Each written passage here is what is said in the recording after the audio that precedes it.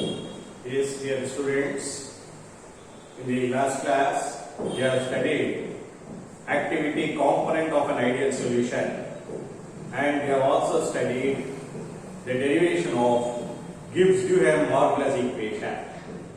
Okay.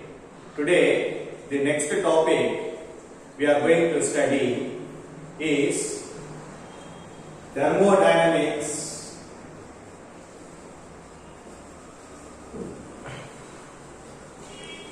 of an ideal solution.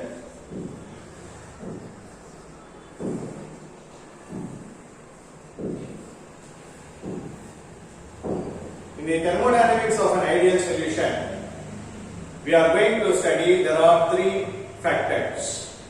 One is called what is free energy change of mixing, what is change in volume on mixing, and the last one is what is change in enthalpy on mixing.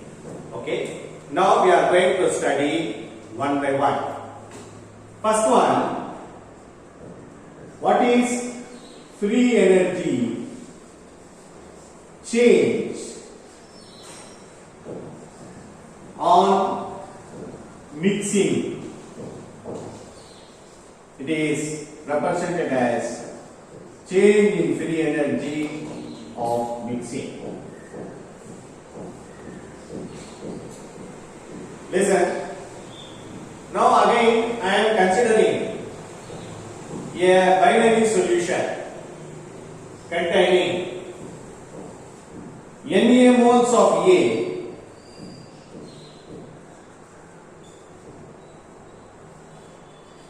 and Nb moles of B mixed together forms an ideal solution. Okay. Now there are two components, component A and component B. Number of moles of A is taken as Na and number of moles of B are taken as Nb. These two mixed together forms an ideal binary solution. According to thermodynamics, the free energy of this binary solution can be written as NaGa bar plus NbGb bar. What is this G bar A and G bar B? G bar A and G bar B, these two are called chemical potentials. Usually chemical potential are represented by a symbol G over a bar. This is called chemical potential. Okay, or partial molar free energy. It can also be called as partial molar free energy or chemical potential. So this is partial molar free energy of A and partial molar free energy of B. Okay, or chemical potential of A and B. Now let us consider if G naught A and G naught B are the free energy of a pure components per mole of A and B respectively. Okay, this is free energy per mole of a component, pure component A and pure component B, or it is called as free energy, standard free energy of A. This is standard free energy of B. Okay, then what is the change in free energy on mixing? For that we have one formula, because we have to find out the change in free energy first. The change in free energy on mixing is equal to free energy of a solution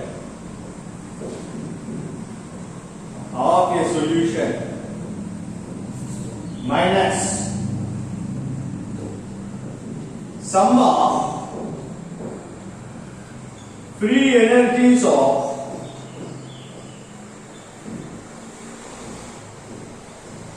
pure constituents.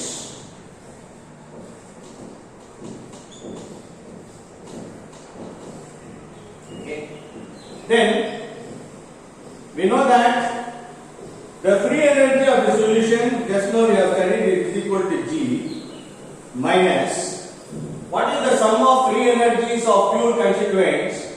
Sum of Na G naught A Nb G naught B. Okay. What is G naught A? G naught B, I told you that it is the standard free energy of a pure constituent A and B, and their number of moles are taken as Na and Nb. When we subtract these two values, we know already the value of G is NaGa plus NbGb, okay, minus Na G naught A plus Nb G naught B. Okay, or I can write this equation as Na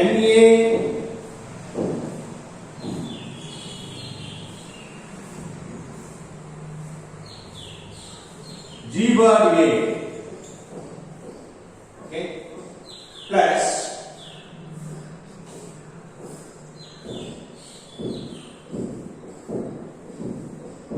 okay, Na G bar A, when it comes here, minus Nb G bar B, okay, NaGa plus NbGb minus Na G naught A, or I can write it as, I am subtracting these two values. Na is common, Ga bar minus G naught A, okay, plus Nb is common, Gb bar minus G naught B.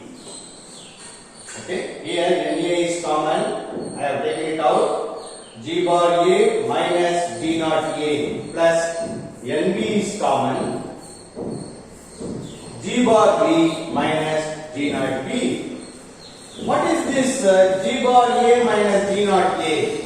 It is the change in free energy of a constituent A on mixing.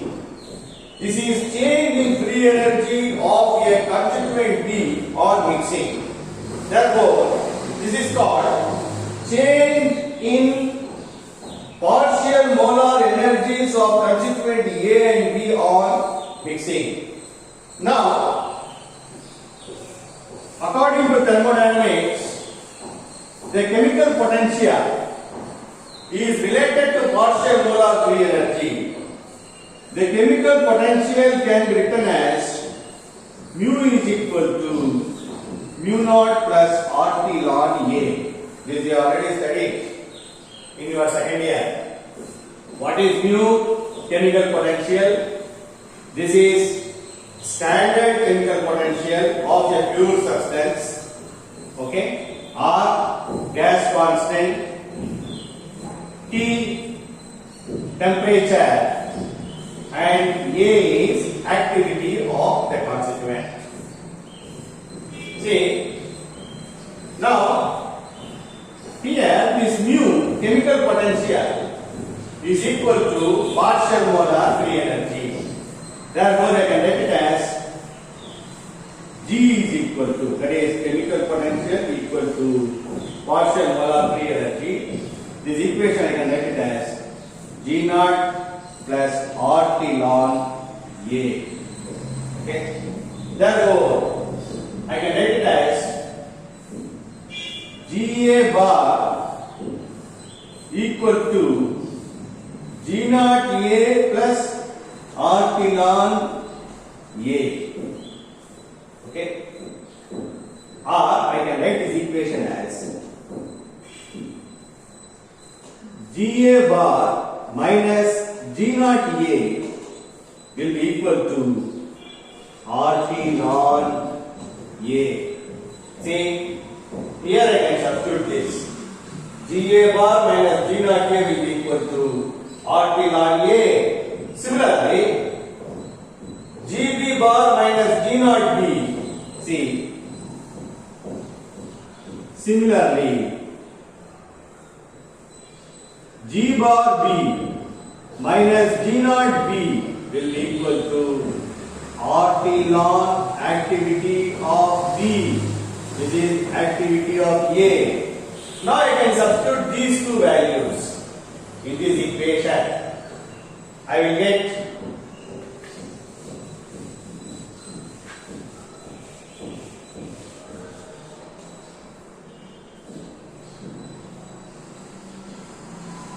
that is delta G mix is equal to NA. This value will be equal to RT ln activity of A plus NB. This value is equal to RT ln activity of B. Now this equation shows for only two constituents in an ideal solution, that is A and B. If there are three or more than two components, then we can going on writing down like plus NC RT ln AC plus ND RT ln AD, like that we can write. And particularly for ideal solution,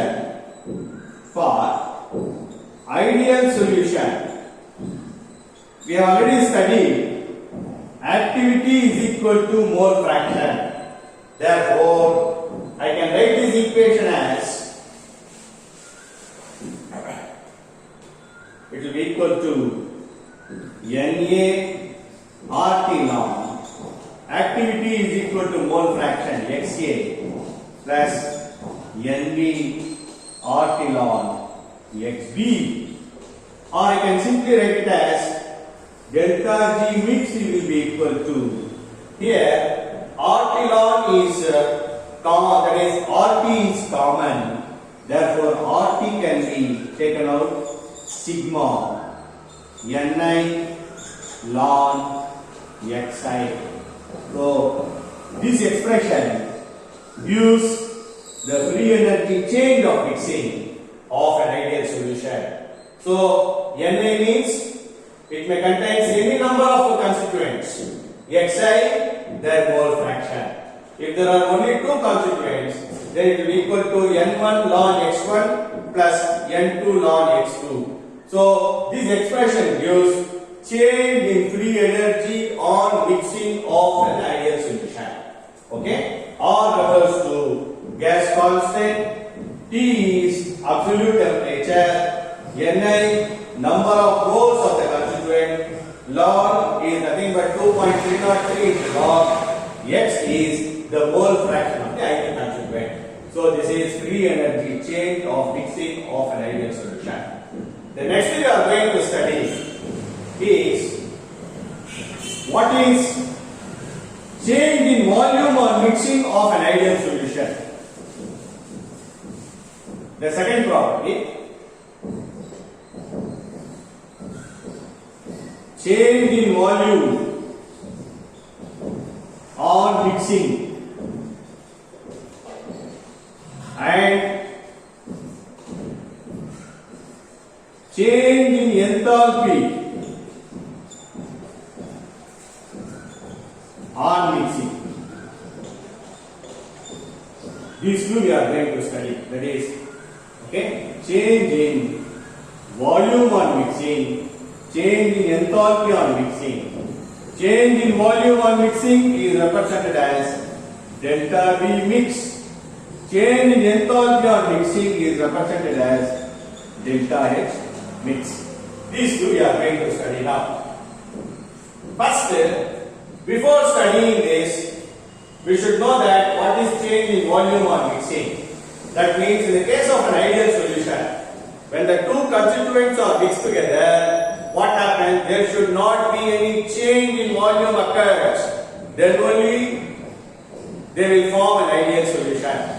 For example, if 50 ml of constituent A and the 50 ml of constituent B are mixed together, there should not be any change in volume. The total volume should be exactly 100 ml. It should not be 98 ml, it should not be 105 ml. Then, if it is change in volume occurs, then it is called non-ideal solution.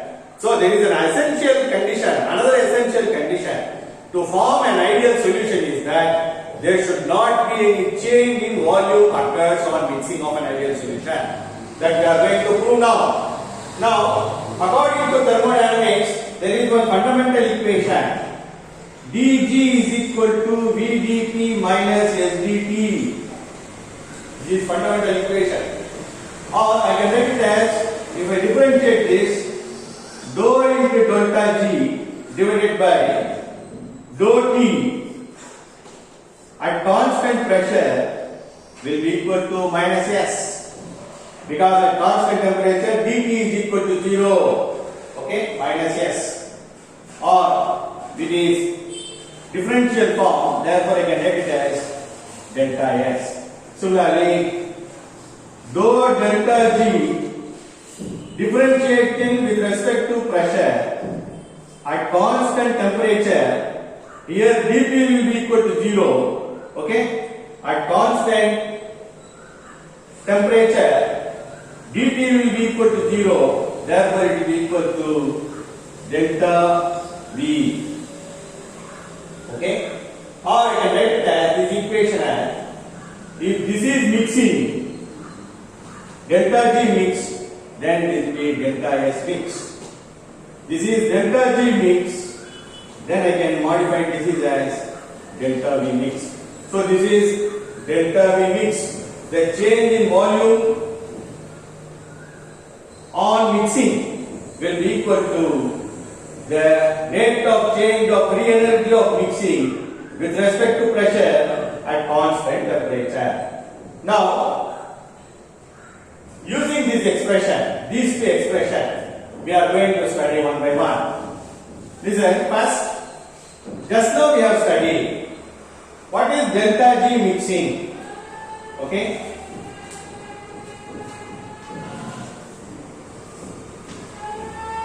We know that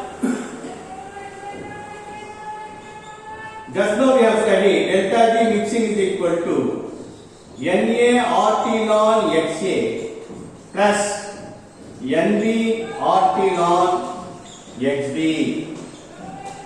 Okay? When I differentiate this equation with respect to pressure at constant temperature, since there is no pressure term in the right hand side of this equation, therefore on differentiating with respect to pressure, this equation will become 0. That is, dou delta G mix with respect to pressure at constant temperature, which will be equal to 0 because there is no pressure term in the right hand side.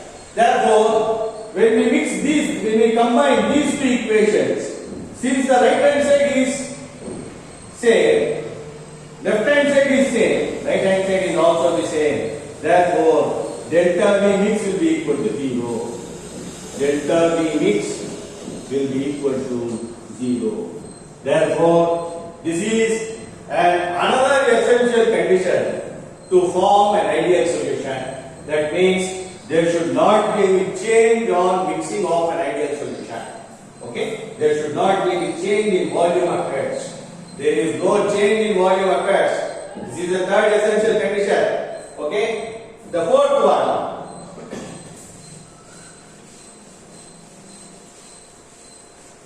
Again, listen. We know that delta G mixing. Next we are going to study enthalpy of mixing. We know that delta G mixing will be equal to Na RT ln XA plus NB RT ln XB. Now I can write this equation. Delta G mix divided by this T will be equal to Na R ln XA plus NB R ln XB. Okay. Now what I am doing is I am differentiating with respect to temperature this equation. When I differentiate this with respect to temperature, since there is no temperature term in the right hand side of this equation, therefore on differentiation this will become equal to 0. That is, though delta G mix divided by T at constant temperature, that is with respect to temperature, at constant pressure will be equal to 0. When we differentiate this equation with respect to temperature at constant pressure it will be equal to 0. Why? Because there is no temperature term in the right hand side, therefore it will be equal to 0. Now what is the alternative derivation? What is the alternative differential equation for this equation is, we can differentiate alternatively by U by V method. What is U by V method? U by V method is, on differentiation of U by V method, it will be equal to U into dV minus V into du divided by V square. So using this is U, this is V. Now I am differentiating by U by V method by using this.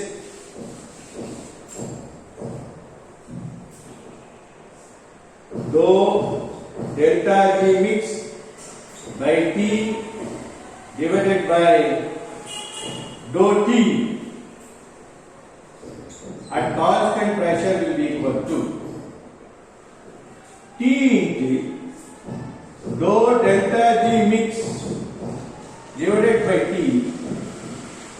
at dou T at constant pressure minus delta G mix divided by T square. Okay, will be equal to T square. We know that Gibbs Duhem equation. We have studied last year. We know that Gibbs Duhem equation, delta G minus delta H will be equal to T into dou delta G divided by dou T at constant pressure. Okay, so therefore I am substituting this value in this equation. Okay, when I substitute this value in this equation, this will be equal to, that is, dou delta G mix divided by dou T with respect to temperature at constant pressure, okay, will be equal to, see, instead of this I can write it as delta G mix minus delta H mix. Already minus delta G mix is there. Now I am writing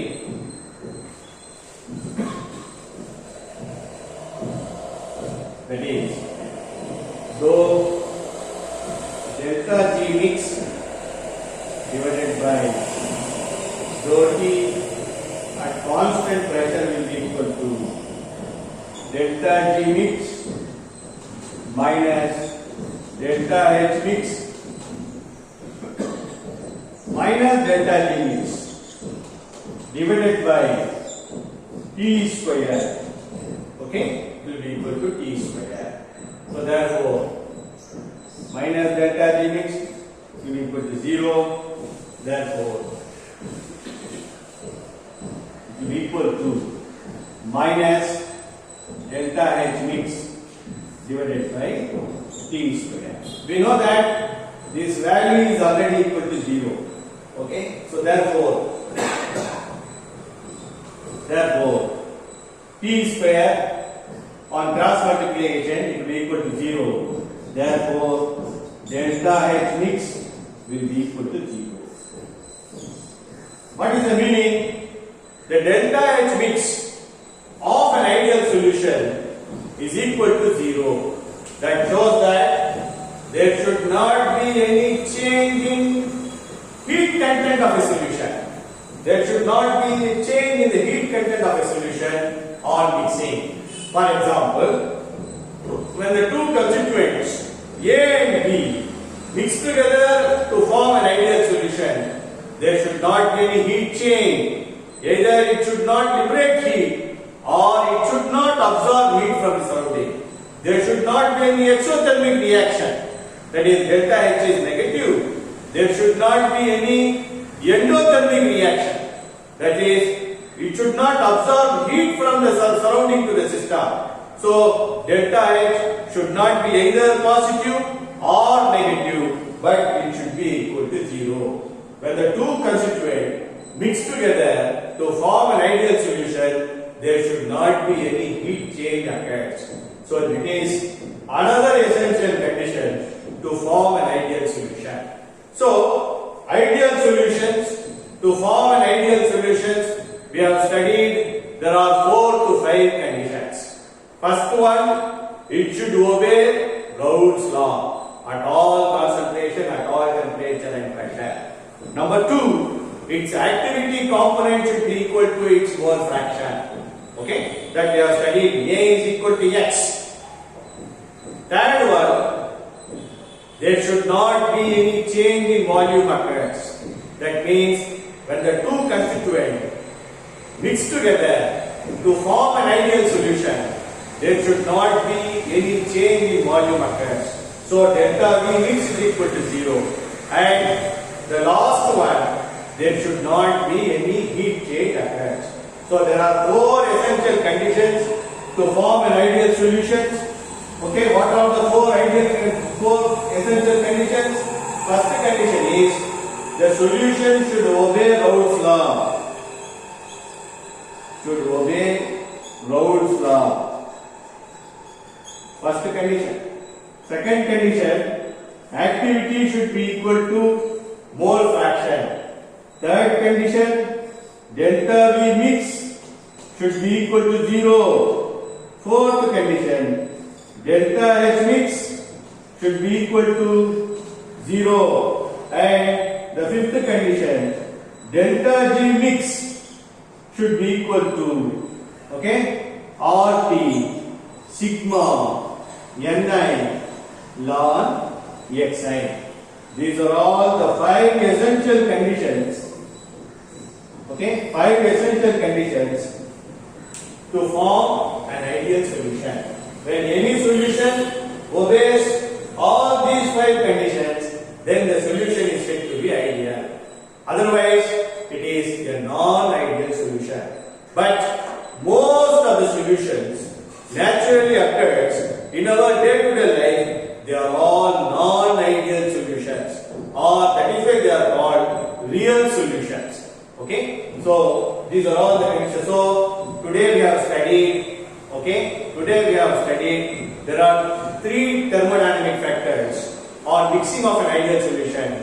One is free energy change on mixing. Second one is change in volume on mixing. The third one is change in enthalpy on mixing of an ideal solution. The remaining topics we will study in the next class.